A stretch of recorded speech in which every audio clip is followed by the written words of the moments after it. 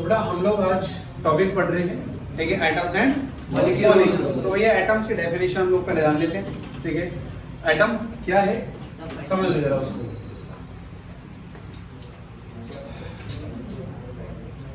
Atom क्या है बेटा? तो इसमें हमने लिखना है बेटा, it is a fundamental, it is the fundamental particle, ठीक है। ये एक फंडामेंटल पार्टिकल होता है of the matter.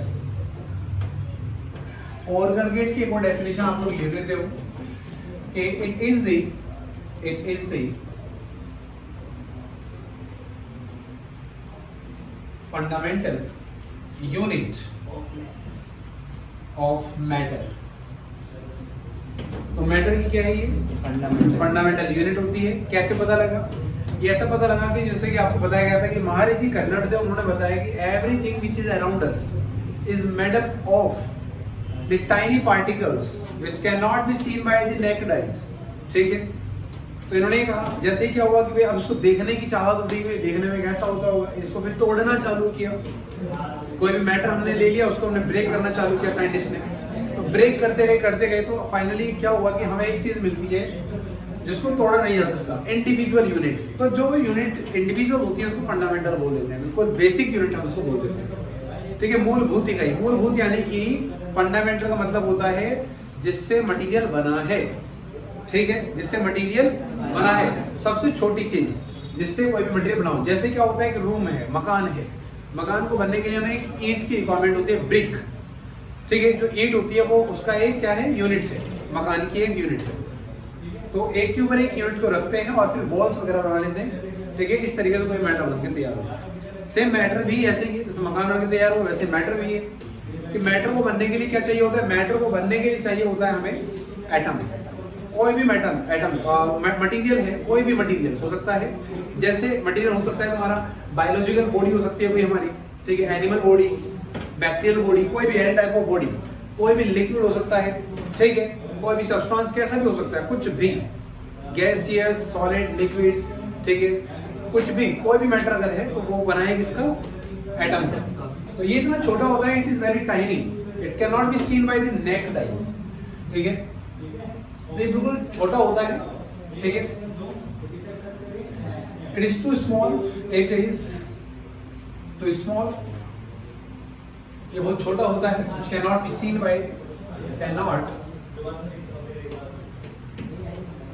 by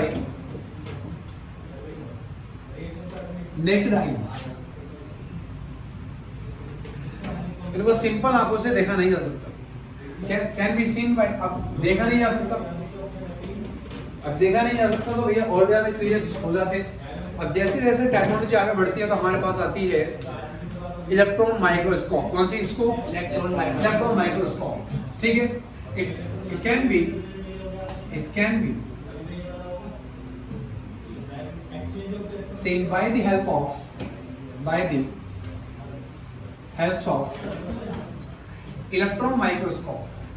electron microscope। Electron microscope के कारण इसको देख सकते हैं। ये बहुत छोटा होता है। क्लियर है बातें? कोई दिक्कत?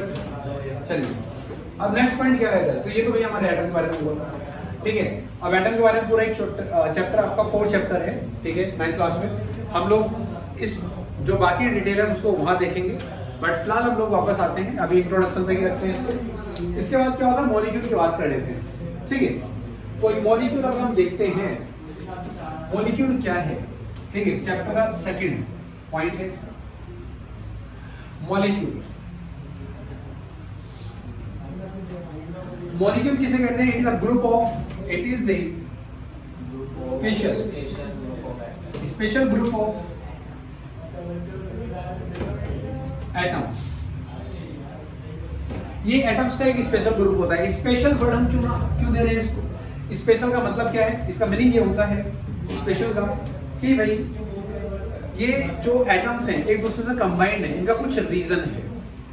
आयन शेयर करते हैं, जिसे हम आगे पढ़ेंगे। आयन किसे कहते हैं? आयन को शेयर करते हैं, पॉजिटिव और नेगेटिव दो तरह के आयन होते हैं, उनको शेयर करते हैं, उनके बिहाफ पर एक कंबाइंड होते हैं और इस तरीके से ये मॉलिक्यूल का फॉर्मेशन करते हैं। तो सीधी सी बात है कि भैया एटम्स कंबाइंड होंगे, ठीक है, एटम्स, एटम जो है, एटम और एटम मिलकर के, ठीक है, क्या बनाते हैं बेटा, वो मॉलिक्यूल बना लेते हैं। क्या बना लेते हैं?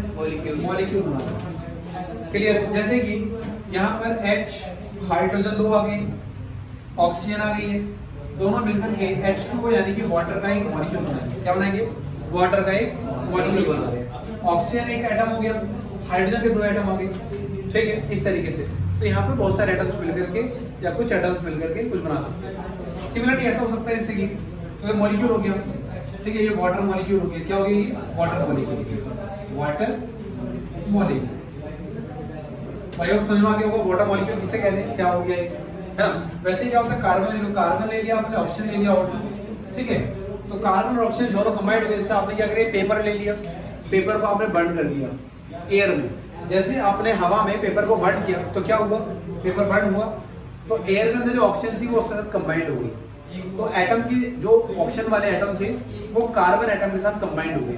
ये हमारे आसपास जितनी भी चीजें मैक्सिमम कार्बन की बनी है। आपका जो पेपर होती है वो कार्बन का बना हुआ है। किसका बना होता है पेपर? कार्बन का। हमारी बॉडी, हम उसमें कार्बन ज्यादा है, क्लोथ्स वगैरह होते हैं हमारे, वो कार्बन के होते हैं, ठीक है।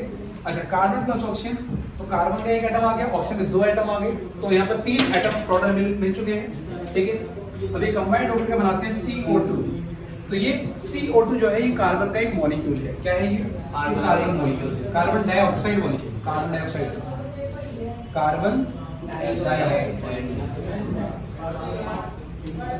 तो ये मॉलिक्यूल हो गया बेटा उसका, ठीक है, कार्बन डाइऑक्साइड का मॉलिक्यूल जो हम लोग ब्रीथ करके बाहर निकाल रहे हैं, एक वो भी है, ठीक है बेटा। तो ये चीज होती है। क्लियर है यहाँ तक की पॉइंट्स? अच्छा, अब क्या होता है, पॉइंट देखने को ये मिलता है जो कार्बन और ऑक्सीजन कंबाइंड होकर बनाते हैं, ठीक है। तो पॉइंट ये भी है, जैसे मैग्नीशियम के साथ भी ऐसे कर सकते हैं। मैग्नीशियम Mg ले लिया आपने, उसको ऑक्सीजन में बर्न कर दिया, ठीक है। अब क्या होता है कि ऑक्सीजन जब मैग्नीशियम के साथ बर्न हो जाता है तो MgO बना लेगा। तो ये क्या है? मैग्नीशियम ऑक्साइड का एक मॉलिक्यूल है, ठीक है बेटा, मैग्नीशियम ऑक्साइड का मॉलिक्यूल, मैग्नीशियम ऑक्साइड, ठीक है बेटा। और नेक्स्ट पॉइंट देखो बेटा, अब मैग्नीशियम ऑक्साइड का मॉलिक्यूल तो हमारे पास बन गया। तो ये मॉलिक्यूल होते हैं। जरूरी नहीं है कि डिफरेंट टाइप्स के एटम्स कंबाइंड हो, ये जरूरी है, ठीक है। सेम टाइप के भी हो सकते हैं और डिफरेंट टाइप के भी हो सकते हैं। तो अलग अलग टाइप के जो एटम्स होते हैं हमारे, वो कंबाइंड होकर के जो भी चीज बनाएंगे उसको हम क्या बोलेंगे? मॉलिक्यूल बोलेंगे। क्या बोलेंगे बेटा? Molecule. Different types of atoms और सेम टाइप्स ऑफ एटम्स जब ये कंबाइंड होंगे, एक ग्रुप बना लेंगे, एक साथ रहना चालू करेंगे, तो ये मॉलिक्यूल बना लेंगे। जैसे क्या होता है, 9th क्लास के बच्चे, सारे 9th क्लास के बच्चे इकट्ठे हो जाते हैं, तो 9th क्लास को रिप्रेजेंट करते हैं। क्लियर है बात? इस तरीके से, हाँ या ना? अच्छा, नेक्स्ट पॉइंट क्या हो गया? तो ये तो चीज होगी, मॉलिक्यूल बनता किस बेस पर है, ठीक है। It is constructed on the base of exchange of ions, ठीक है। मॉलिक्यूल जो होता है, molecule is constructed, molecule constructed on the basis of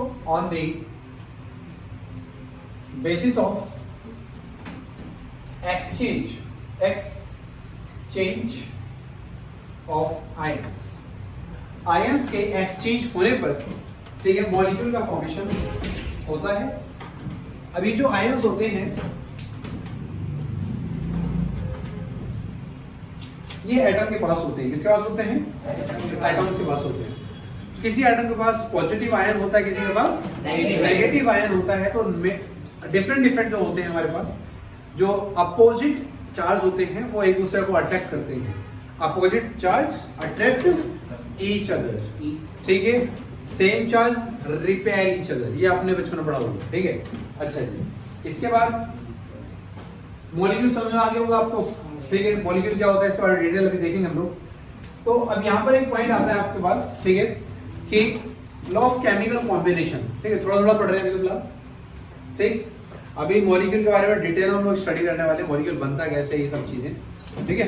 तो अभी चैप्टर के मैंने आप 2 पॉइंट्स को बता दिया है, अब आपको बाकी चीजें सबको समझ में आएंगी। देखो, एटम जो होता है ठीक है, अब थोड़ा सा उसके बारे में लोग जान लेते हैं कि एटम के बारे में कुछ थ्योरीज दी गई है, ठीक है, मैटर के बारे में। तो यहाँ पर जो पॉइंट है,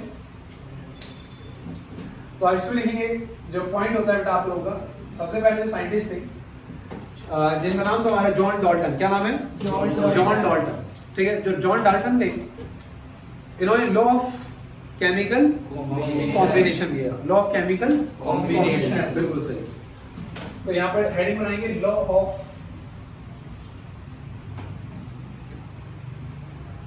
केमिकल कॉम्बिनेशन। तो लॉ ऑफ केमिकल कॉम्बिनेशन की अगर बात करते हैं, सबसे पहले it was given by John Dalton, it was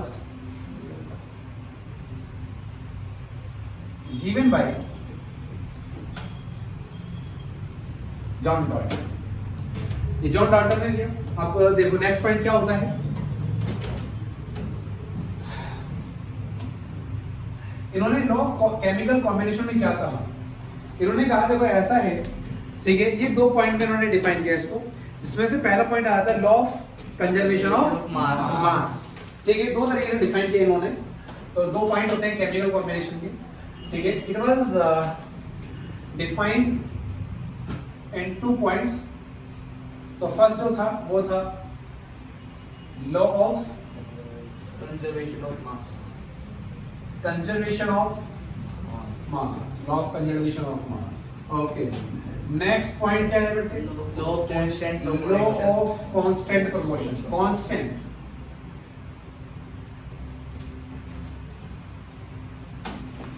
तो एक है कंजर्वेशन ऑफ मास और एक है कांस्टेंट प्रोपोर्शन, ठीक है। तो नेक्स्ट पॉइंट देखेंगे जरा, इसको ध्यान से समझेंगे इस चीज को भी।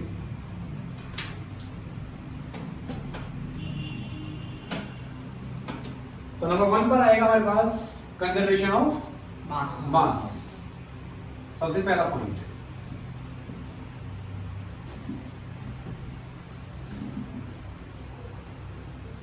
कंजर्वेशन ऑफ मास,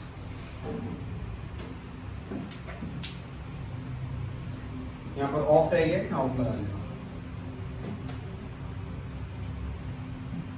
चलो नेक्स्ट पॉइंट क्या होता था law of conservation of mass में?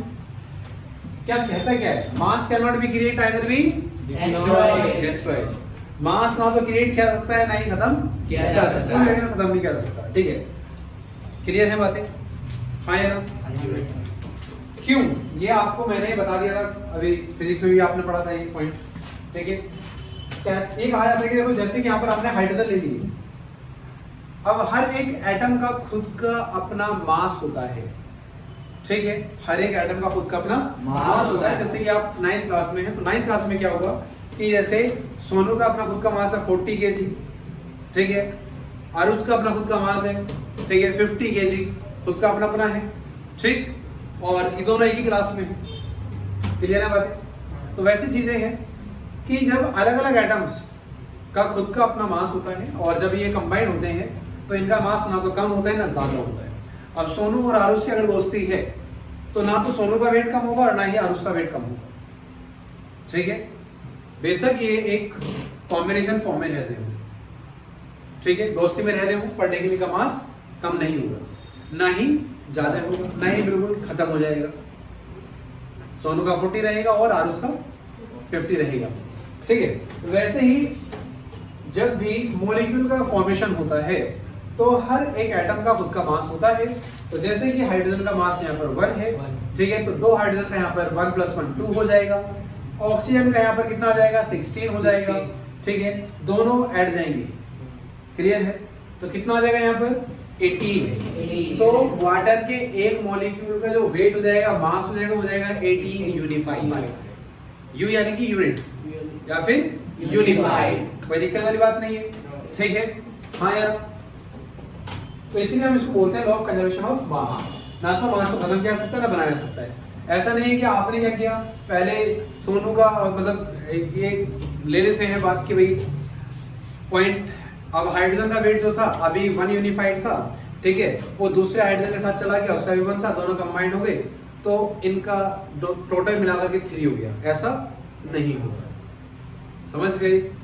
जो है वो है एक्चुअल चीज, ठीक है। साइंस की तो गजब की बात है।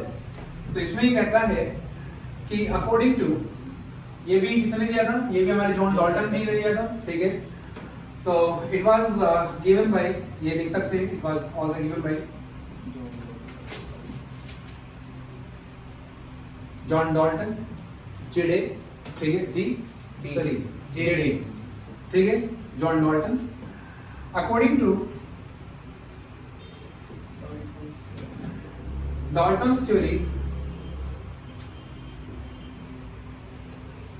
according to Dalton's theory, mass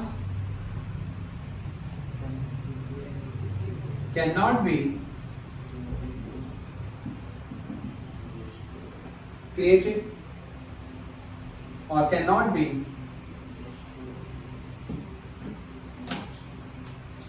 दोनों बार लिखना सही नहीं, मास कैन नॉट बी क्रिएट और डेस्ट्रॉयड, ठीक है।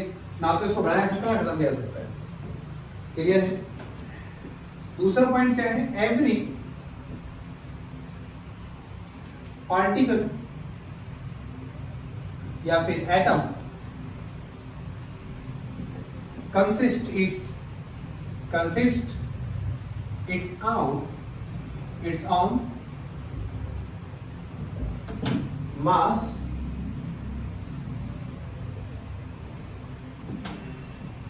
ठीक है। हर एक एटम का खुद का मास होता है, क्लियर है बात, कोई दिक्कत।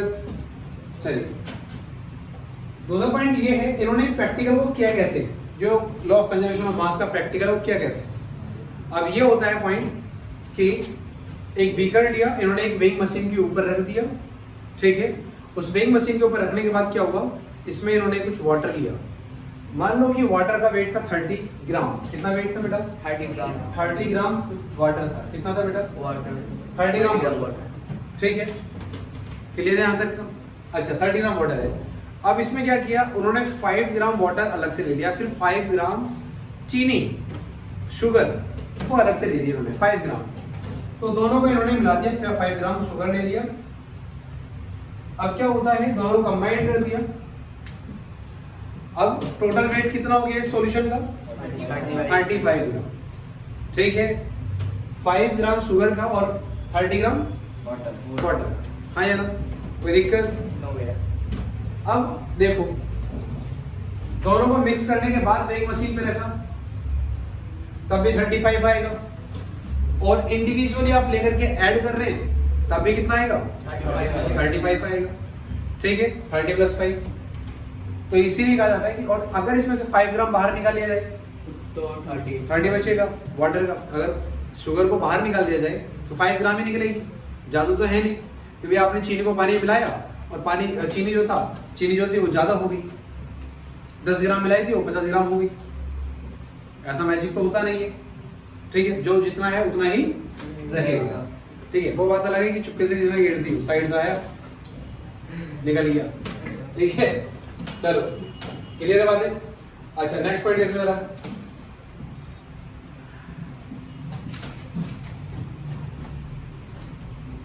नेक्स्ट पॉइंट देखो जरा, इस तरह वापस आ जाता है, रफ करते हैं इसको, ठीक है। आई होप ये नोट कर दिया हो तुम लोगों ने, डाउट तो नहीं है ना यहाँ तक, चलिए बेटा नेक्स्ट पॉइंट देखो। अब लॉ ऑफ कांस्टेंट प्रोपोर्शन क्या कहता है, इसके बारे में बात करेंगे हम लोग। ये कौन सी चिड़िया है, ये चिड़िया है, ठीक है भाई लोग।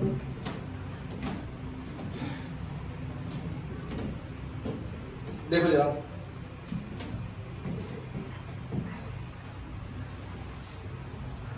लॉ ऑफ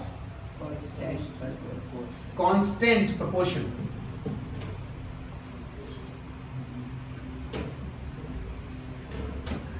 इससे इसके नाम, इसके देखो बेटा, इसके हेडिंग में ही छुपा हुआ है कांस्टेंट प्रोपोर्शन। क्या कहता है लॉ ऑफ कांस्टेंट प्रोपोर्शन, ये कहता है कि कोई भी मॉलिक्यूल है, ठीक, कोई भी मॉलिक्यूल है, उसका मास रेशियो, उसके अंदर जितने भी एटम्स होंगे अलग अलग, उनके अगर हम एटॉमिक मास का अगर रेशियो लें, वो हमेशा क्या रहेगा, कांस्टेंट रहेगा, क्लियर बेटा। तो इसलिए इसका नाम क्या पड़ा, law of constant proportion. Clear? फिर से एग्जांपल लेंगे वाटर का ही, फिर देखेंगे इसको, समझ लेना। उसको फिर हम लिखेंगे किसमें, थ्योरी में।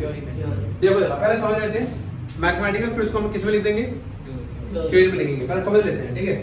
देखो जैसे कि हमने ले लिया क्या बेटा, वाटर ले लिया H2O, हाइड्रोजन 2 ले लिया और ऑक्सीजन ले लिया, क्या हो गया भैया, यहाँ पर बन गया H2O बन गया। क्लियर बेटा यहाँ तक, कोई दिक्कत? चलिए नेक्स्ट पॉइंट देखते हैं। क्या होता है कि भैया यहाँ पर लॉ ऑफ कांस्टेंट प्रोपोर्शन में हाइड्रोजन आता है बेटा नंबर 1 पर, ठीक है। तो इसका एटॉमिक मास बेटा 185 होगा, ठीक है। तो 185 हो गया। कितने हाइड्रोजन यहाँ पर, 2 है, तो 2 से मल्टीप्लाई कर दिए, हाँ यार 2 प्लस 2 से मल्टीप्लाई कर दिए। अब ऑक्सीजन की बात करते हैं, ऑक्सीजन आता है कितने नंबर पे, 8 पर, यानी कि 8 जो है वो एक इवन नंबर है। 8 टू जब 16, तो रफली मास कितना आ गया इसका, 16 यूनिफाइड। एक एटम है तो 1 से मल्टीप्लाई कर दिए, हाँ या no, okay dear. 2 1 2 2 unified plus 16 unified, हाँ या ना, कोई दिक्कत? अगर मैं इन दोनों का रेशियो लेता हूँ, इन दोनों का अगर मैं रेशियो लेता हूँ, हाइड्रोजन का और ये तो हाइड्रोजन था बेटा, तो हाइड्रोजन और ये ऑक्सीजन था बेटा, इनका अगर मैं रेशियो लेता हूँ तो मुझे कितना कितना मिलेगा, 2:16। जिसे हम कैंसिल करके क्या लिख सकते हैं, 2:8, सॉरी 1:8। अब भैया मतलब 2 से ये तो लिख सकते हैं, तो 2/16, तो 2 1 2 और 2 8 16, यानी कि 1:8 आ गया। हाँ यार, इसका मतलब क्या है, इसका मतलब ये है कि आप वाटर कहीं से भी ले लो, जमीन से पानी निकाल लो, समरसेबल का वाटर ले लो, आप लेक वाटर ले लो, पॉन्ड वाटर ले लो, टैप वाटर ले लो, ठीक है, रेन वाटर ले लो, अलास्का में जाकर के वाटर ले लो, रशिया से पानी ले लो, ठीक है, चाहे इंडिया का ले लो, किसी भी जगह का आप वाटर ले लो, उसके अगर molecule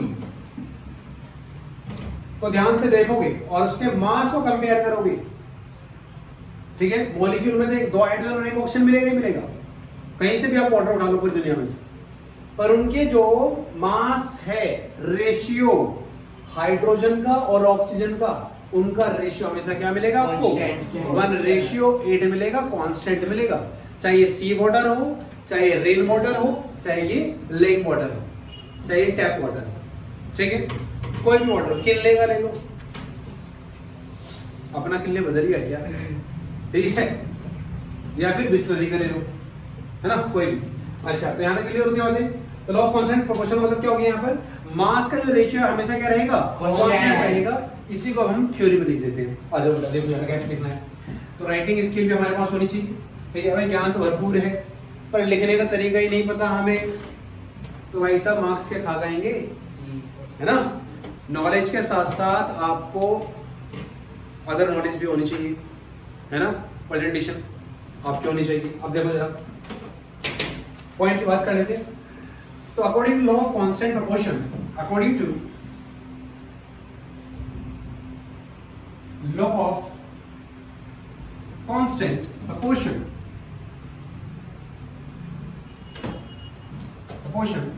the ratio of masses, मौसी मत लिख देना, masses लिखना, masses of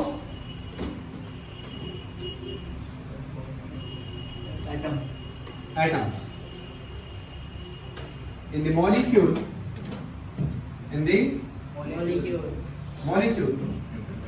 is always constant,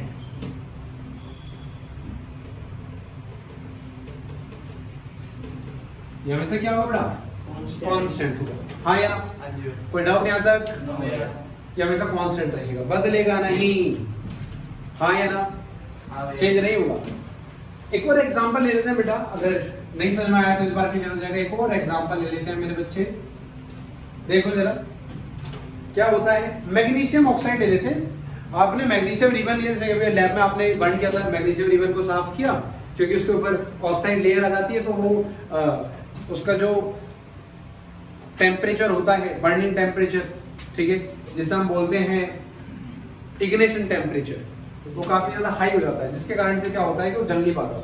इसलिए आप मैग्नीशियम रिबन को पहले साफ करते हैं रिगमार से, ठीक है। ऊपर ही जो ऑक्साइड कोटिंग होती है मैग्नीशियम ऑक्साइड, उसको रिप्लेस करते हैं, देन फिर उसको आप बर्न करते हैं तो इजीली वो बर्न हो जाता है, ठीक है। उसका इग्निशन टेम्परेचर कम हो जाता है। अब वो बर्न होगा, बर्न होने के बाद क्या होता है कि व्हाइट गैस आपको मिलता है। जो व्हाइट कलर का जो आपको बाद में पाउडर मिल रहा है वो है मैग्नीशियम ऑक्साइड। जो रिबन है मैग्नीशियम है, ये कलर में कैसा होता है, ग्रे कलर होता है। कैसा कलर होता है, ग्रे कलर होता है मैग्नीशियम का।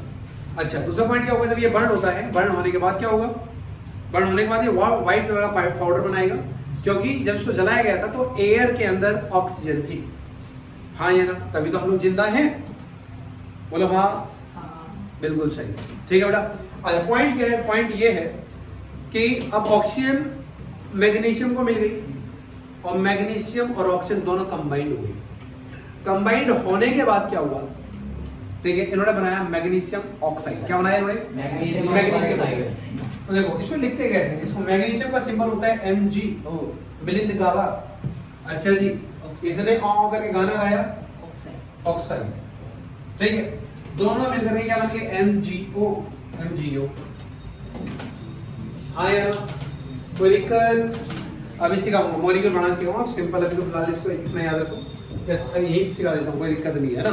इस मॉलिक्यूल बनाना भी सीख लो, क्या दिक्कत है ना। अच्छा, फॉर्मेशन ऑफ मॉलिक्यूल भी इसमें सिखा देता हूँ, अभी 2 मिनट लगनी है। मैग्नीशियम आता है दूसरे 12 नंबर पर, कितने नंबर पर आता है, 12 नंबर पर। इसकी जो वैलेंसी होती है वो होती है 2। कितनी वैलेंसी होती है इसकी, 2। तो जब भी आपने मॉलिक्यूल बनाना है तो सबसे पहले क्या करना है, सबसे पहले इसकी वैलेंसी लिख देनी है। ये मैं बता रहा हूँ कि ये कैसे बना, MgO कैसे बना, कैसे बना, लिखते कैसे इसको। मैग्नीशियम आता है नंबर, मैग्नीशियम की वैलेंसी 2, ऑक्सीजन की वैलेंसी भी कितनी, 2 -2, मैग्नीशियम की +2, ऑक्सीजन की -2। हाँ ना, यहाँ से क्या ले लो, यहाँ से 2 कॉमन ले लो, ठीक है। तो 2 को आपने क्या करना है, कॉमन ले लेना है। बोलो बेटा बाहर आ जा, ये बाहर आ जाएगा, तो यहाँ 1 बचेगा, यहाँ 1 बचेगा बेटा, बोलो हाँ भैया, ठीक है। मैग्नीशियम की क्रॉस मल्टीप्लाई कर दो, इसकी मैग्नीशियम की 1 से, इस वाले से, और इसकी इससे, तो Mg1 जो है Mg और O1 जो O। हाँ या ना, आया समझ में नहीं आया, बस ये हो गया। यहाँ पर 2 कॉमन ले लिया हमने, कोई दिक्कत?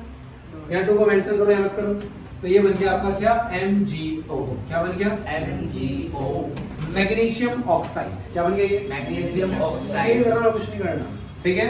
जब भी आपने मॉलिक्यूल को बनाना है तो एटम के नीचे उसका सिंबल लिखेंगे, ठीक है, चलो उसको सॉल्व करेंगे। खैर, वापस से टॉपिक पर आते हैं। हम इसके रेशियो की बात कर रहे थे, मास रेशियो कितना है इसका।